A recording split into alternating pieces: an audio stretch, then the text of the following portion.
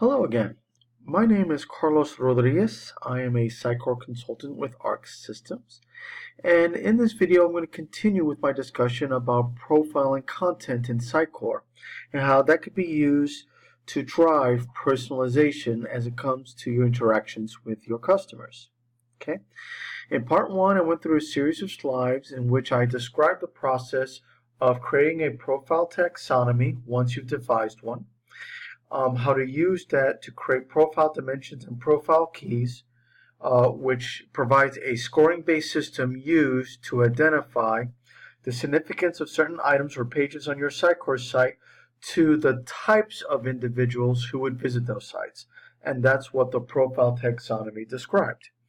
Once you came up with this taxonomy and you applied these profiles to your items, then based on the collected profiles throughout the items, you can then decide what pattern your visitors are falling into, and then based on identifying that pattern, how you can personalize that site interaction so that you can keep your customers engaged and hopefully in the end get the customers to perform activities you would like them to perform on your site.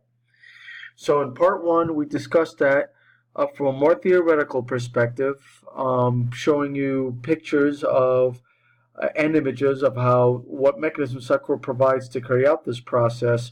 What I want to do in part two, as I go to the agenda, is actually go through an example of performing this using Sitecore.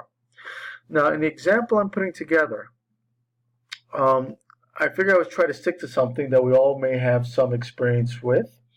So hopefully we all have had experiences with streaming movies from some type of movie streaming service that you may access through apps on your phone or through your PC or perhaps through some other mechanism.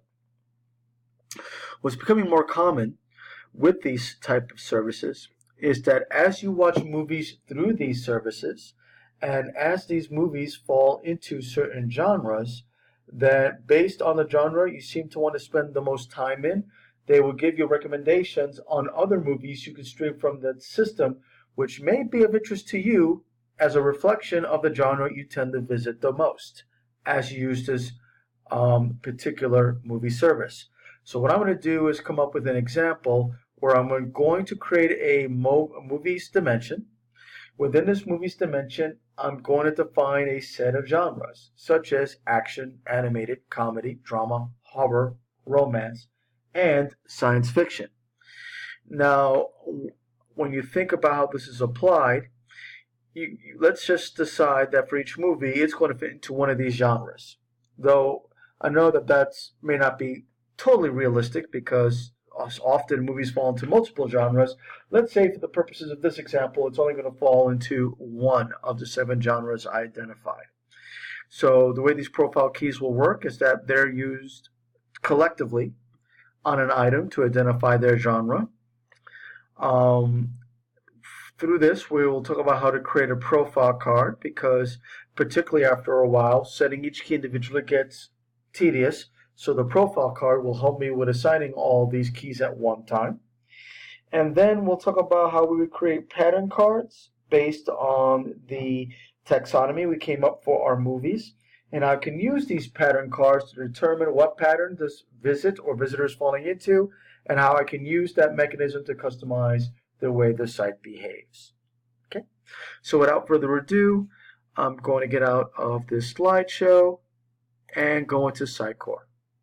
So here I have a Sitecore window open within this VM, and what I'm going to do is sign in using the super secret password that Sitecore provides when you first install it.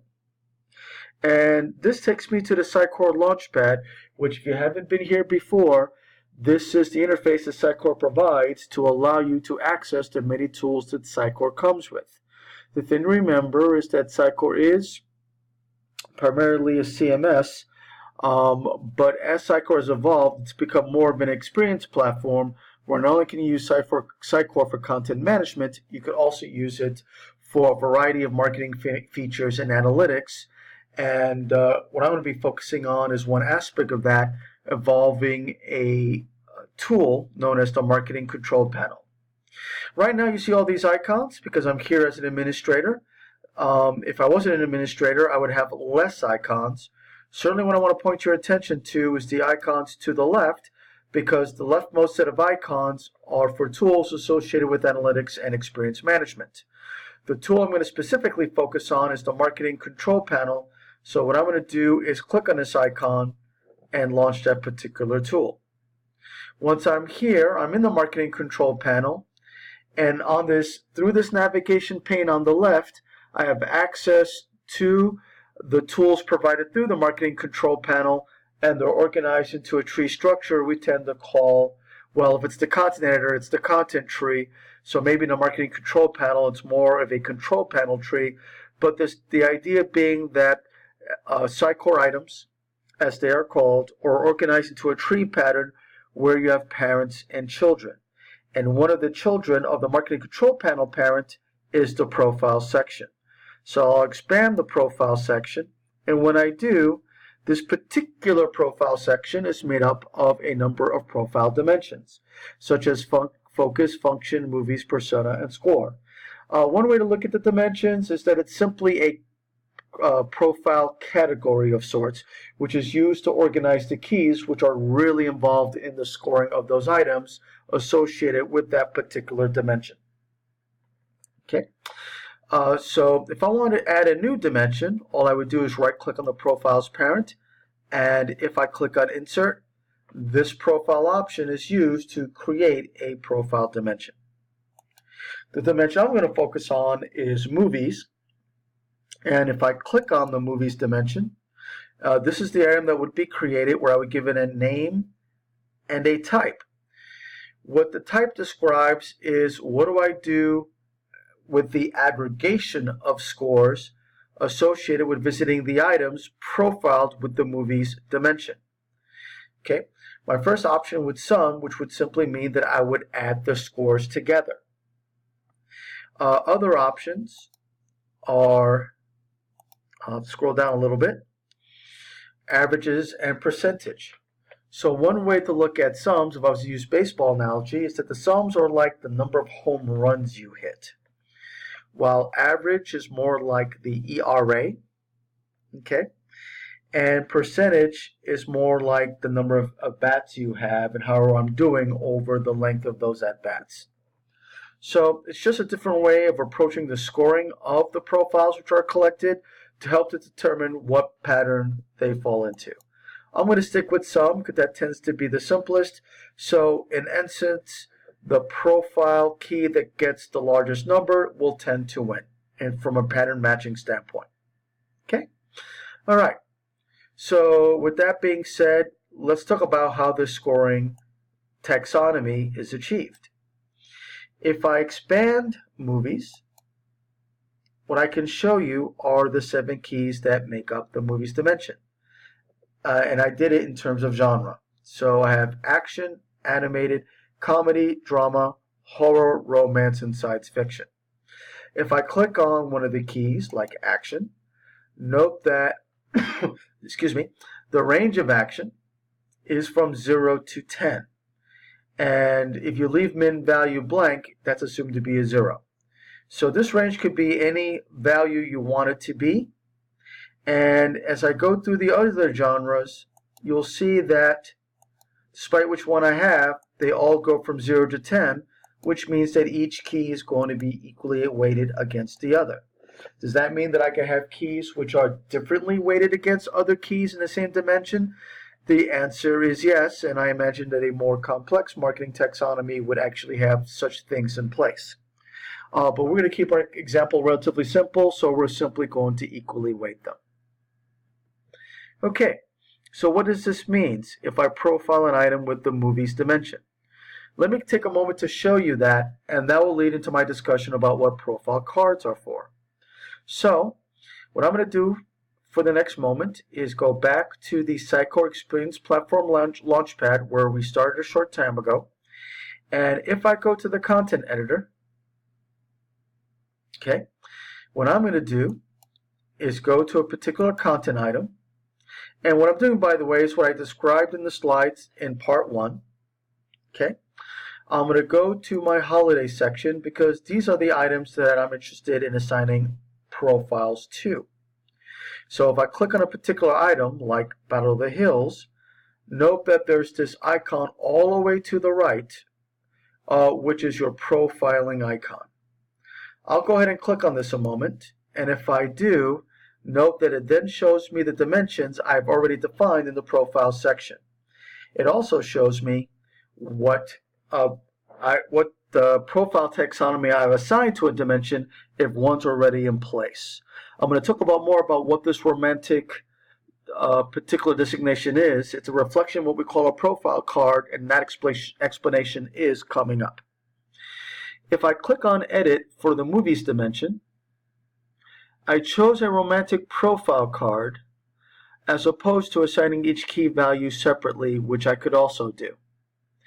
If I click on the Customize button, the keys of the dimension are actually exposed to me, and note that I can assign each value to a key, one key at a time.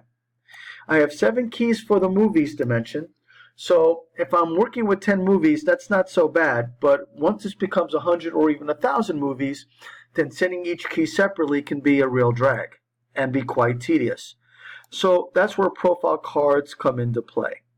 If I choose a profile card, like romantic, before I could do that, I got to turn off Customize.